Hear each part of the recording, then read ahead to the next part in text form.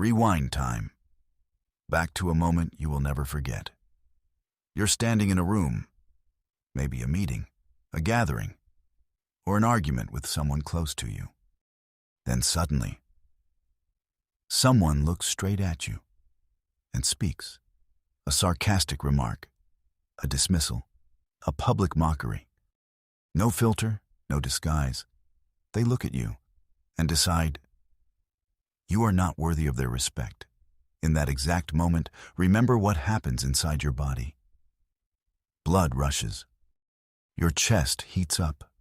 Your heart starts racing. Your throat tightens. And something begins to rise, fast and aggressive. You want to react. You want to fire back. You want to strike immediately, to prove you're not someone to be looked down on. You believe reacting instantly is how you protect your dignity. But here's the truth. No one tells you directly. The moment you open your mouth to react emotionally, you've already lost. You didn't protect anything. You did something else. You handed over control. You gave away attention. You surrendered your emotional rhythm to the very person who just attacked you. We live in a world obsessed with speaking up, with defending opinions, with proving yourself, with responding immediately. Society teaches you that staying silent when disrespected is weakness. But Niccolò Machiavelli and those who truly understand how power works see this very differently. Machiavelli doesn't teach you to win every confrontation. He teaches something colder. Not every game is worth your presence. In a world where most people react emotionally, the one with the advantage is the one who is not controlled by emotion. It's not about feeling nothing. It's about not letting emotion decide your actions. This video is not a moral lesson, not about forgiveness, not about becoming better. This is an analysis, a cold perspective, on the nature of disrespect, on the trap of anger, and on how a person can hold their position without reacting. If you still need to react to feel valuable, you can stop here. But if you're starting to realize not every word deserves your attention, not every provocation deserves a response, then maybe you should stay. The first rule of the power game: you must understand the real motive behind every act of disrespect. Most men hear an insult and take it as a personal attack. They assume the other person is targeting who they are, their value. But what's the truth? Most of what you call disrespect is not about you. It's about the one who said it. Disrespect is often a signal of something else. Insecurity. Look at it from a colder angle. Through the lens of evolutionary psychology, humans are constantly measuring each other in every space, every room you walk into. There is an invisible hierarchy. No one says it out loud, but everyone feels it. And when someone sees you, a calmness that doesn't need to prove itself, a clear direction, a potential that doesn't need to be displayed, what do they feel? Not admiration, but threat. Your presence unintentionally exposes their limits, and that makes them uncomfortable. So what do? They don't attack directly. They test. A sarcastic remark, a joke, a light touch, with intention. That's not power. It's a test, a hidden question underneath. Can I pull him down? Is he easy to provoke? Is he like me? And this is where everything becomes clear. The weak don't recognize it as a test. They react immediately. Their voice rises. Their body tightens. Emotion spills out. They explain. They argue back. They try to regain control. They think they're handling the situation. But to the one observing, it says the opposite. No one needs to say it out loud. Everyone can see he just got hit where it matters. That outburst is not strength. It's a signal. A very clear signal. That affected me. I'm triggered. I don't control my reactions. And from that moment, you've revealed how you operate. You didn't just react. You provided data. You showed them which buttons can be pushed, which boundaries can be crossed, and how to pull you out of position. From that point on, whenever they want to distract you, they don't need creativity. They just need repetition. Every emotional reaction leaves a trace, not always visible immediately. But it's always there. And every time it happens, you're giving away something more valuable than words. Control. Niccolo Machiavelli made it very clear. A person in power does not act out of anger. Not because anger is wrong, but because anger makes you predictable. And in any game, the moment you become predictable, you lose control. Anger doesn't make you stronger. It makes you clearer in the eyes of others. And that clarity, in the wrong place, becomes a weakness. Right now, ask yourself one question. Are you holding your emotions or broadcasting them every time you're triggered? If you understand this, leave a simple line. My emotions are an asset, and I stop giving them away for free. Once you understand the weakness of reacting, the second rule appears. It's not gentle. It demands something else, a kind of surgery on how you operate. You must learn not to become emotionless, but to stop letting emotion control you.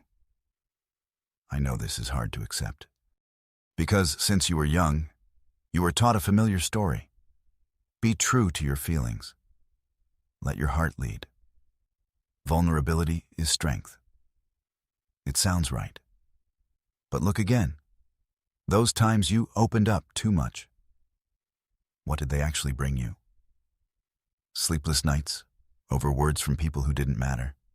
Moments you gave in because of guilt. Times you were betrayed after you shared too much. The problem isn't that you have emotions. The problem is you let them decide for you. In the game of power, emotion is not always an asset. Without control, it becomes a liability. Those who understand this don't abandon emotion. They abandon one thing, being controlled by it. They look at emotion as a tool. If anger is necessary, they can use it. If silence is more effective, they choose silence. But inside, your rhythm doesn't change. Stable, still, clear. Niccolo Machiavelli once wrote, "People see your appearance, but very few ever reach your essence." That's where power lies, not in expression, but in controlling what gets expressed. To do that, you must learn one skill: to wear a mask, not to be fake, but to protect. When someone disrespects you, your surface remains unchanged. No rushed reaction, no shift in expression, no need to tense up. Not because you're suppressing it, but because you don't let it go any further. You begin to separate yourself from the situation, not to withdraw, but to observe. You look at the person attacking you as something to analyze, not something to fight. What do you see? a rushed tone, a lack of control, an effort to cover something inside. And once you see that, something shifts. You no longer need anger, not because you're above it, but because it's no longer worth it. When you don't react, you're not just staying silent, you're doing something else. You remove their leverage. Their words no longer have a point of impact. No target, no effect. That's not numbness, that's control. And that control becomes the strongest defense you have. It doesn't turn you into a machine. It allows you to hold your position in any situation. Right now, ask yourself, are you living with your emotions or being pulled by them? If you understand this, leave a simple line. My surface is an illusion. My mind is a fortress. But how do you maintain that state consistently? This is where the third rule appears: energy management. You think you're tired because you work too much? No. Most of the time, you're exhausted by something else. Things that don't belong to you. You wake up at 7. By 9, your mind is already full.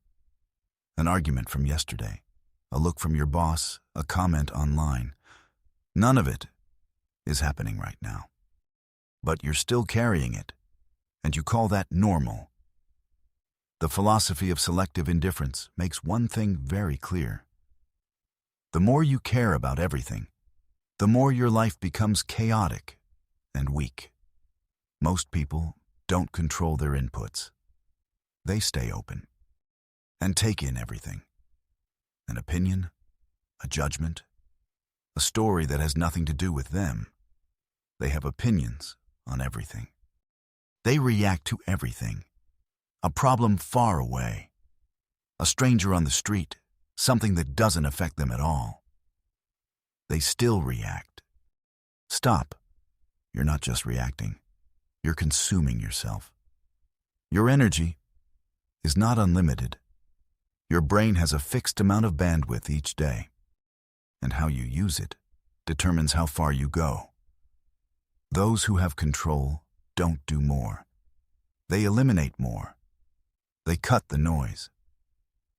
Next time something small happens, an irritating comment, an uncomfortable email, an act of disrespect, don't react immediately. Ask one question. Does this actually affect my direction? Does it change the outcome I'm building? If the answer is no, don't keep it. Don't analyze it further. Don't replay it. Just let it drop.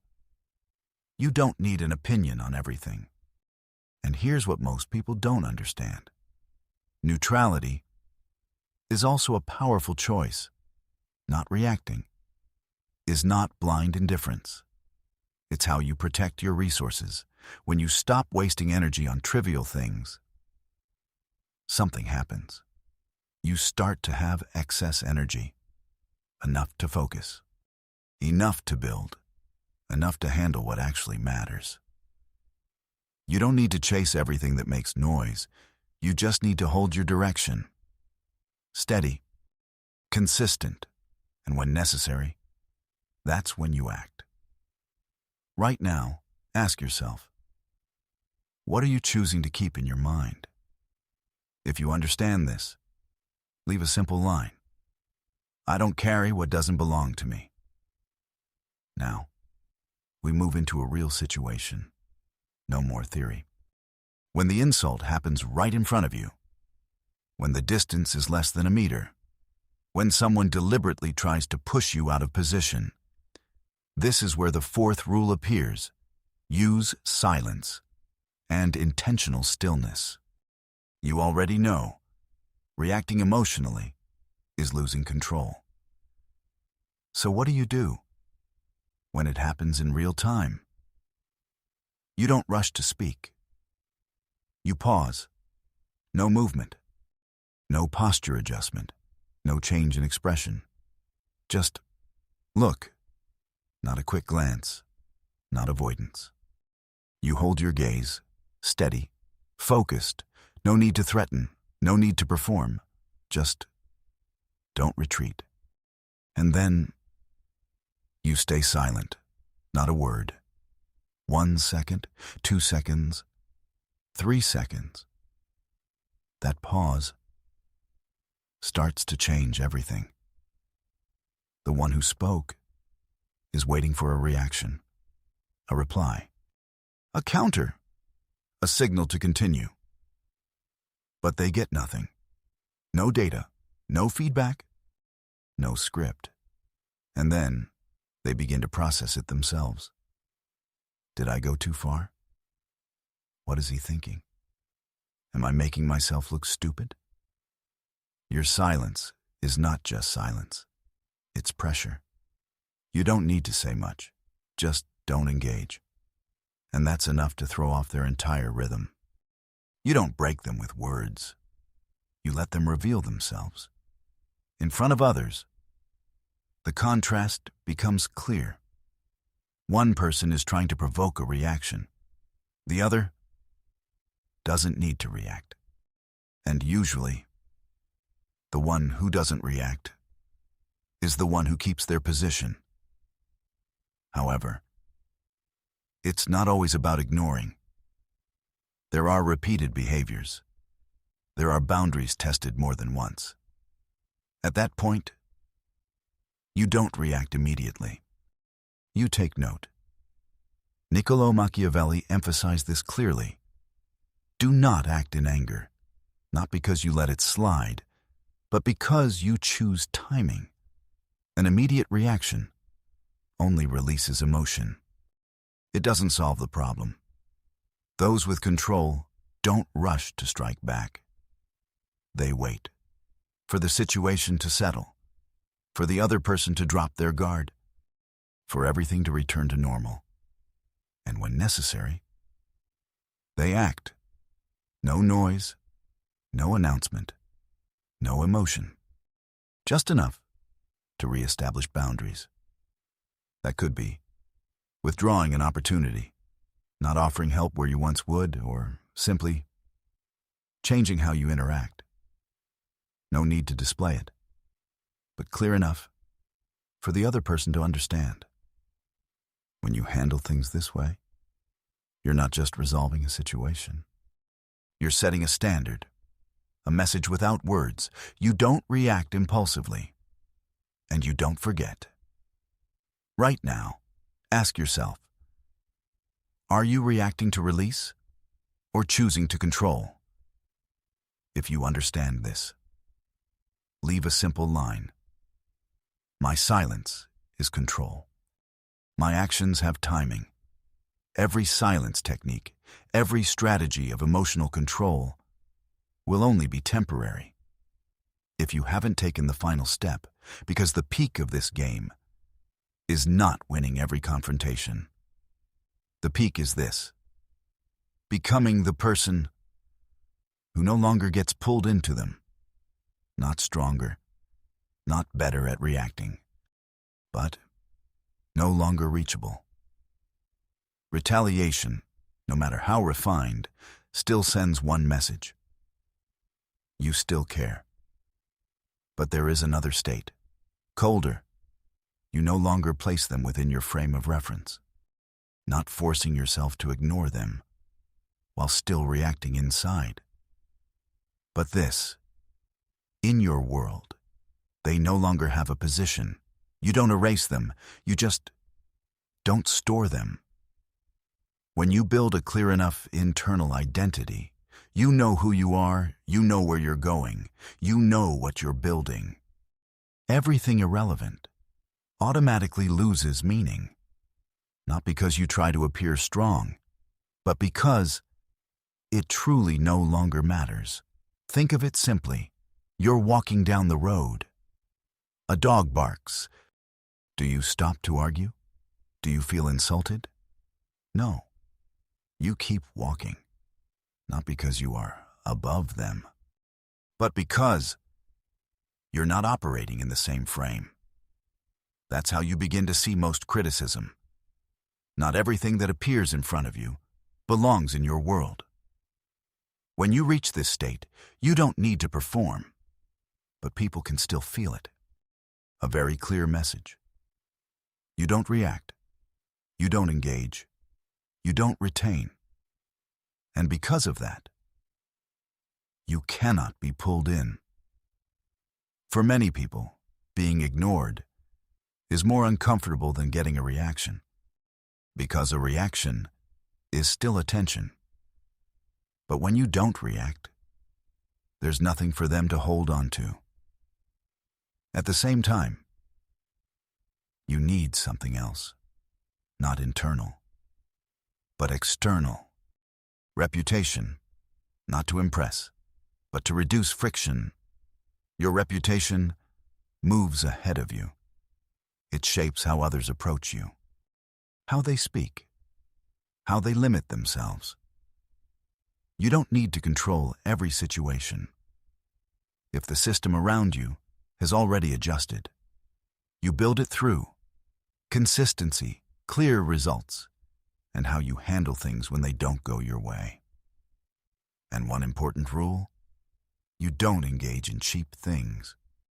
No pointless arguments, no emotional reactions, no wasted energy in the wrong places. When that pattern repeats long enough, something happens. People start adjusting their behavior when they're around you. Not because you demand it, but because they realize the old approach no longer works. You're no longer someone who handles each problem. You become a stable system, a person who is not easily influenced. And when you maintain that state, your environment starts to shift with you. Not magic, just this: you no longer react the way you used to. Right now, ask yourself, are you trying to control every situation, or building a state that no longer needs control? If you understand this, leave a simple line. I don't react to noise. I hold my state. Your most dangerous enemy is not the person who insulted you yesterday. The real enemy is the weaker version of yourself. That version craves validation, is easily triggered, and is willing to trade stability for a single meaningless comment. If you look closely enough, you'll see this. Every external clash only activates what already exists inside. And from this moment, something must end. Not the world, but the way you respond to it. The person who started this video is already different, and the one still listening has enough data to choose. You are no longer lacking awareness. You're only lacking decision. Emotional control is not an idea. It's behavior. Tomorrow, everything will still happen. Someone cuts you off. A sarcastic remark. A moment of disrespect. Nothing changes. Only one thing must change. Your response. Pause. Don't rush to speak. Don't rush to explain. Don't rush to prove. Hold your rhythm. Let others reveal themselves. And you hold your position. The weaker version of you stumbles upon content like this by chance. But the more controlled version chooses to stay. Not to hear more, but to apply. If you want to continue in this direction, you already know what to do. This channel is not for everyone. If you find it valuable, you can stay. And if you want to mark this moment, leave a simple line. I hold my state. Not everything deserves my reaction. Not for others to read, just so you remember, you chose differently. And from here, no need to talk too much about what you will do. Just begin. Quietly. Consistently. See you soon.